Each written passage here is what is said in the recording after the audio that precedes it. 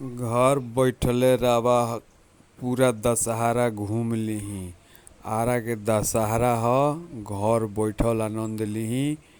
मेला देखाइब, पंडाल देखाइब, मूर्ति देखाइब, माई के मूर्ति, आरा के पंडाल घर बैठल देखी। रवा कहीं जाए के जरूरत नइखे। अतना बढ़िया से वीडियो बनैले बानी, अतना भीड़ रहे ओही में फैटो फैटी करत रहन स।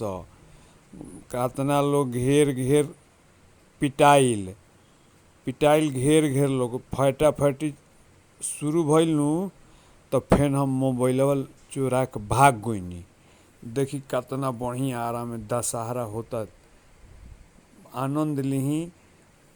जय हो, जय हो, आनंद लिही, आनंद लिही। माई के जयकारा बोलत रही, झतनु माई के जयकारा बोलत रही और पूरा बढ़िया से घर बैठल है दशहरा देखी। एकदम घरे में सब दशहरा बा, देखतनी नु।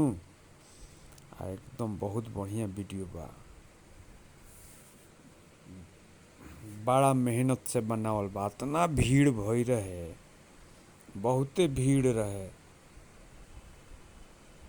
दशहरा।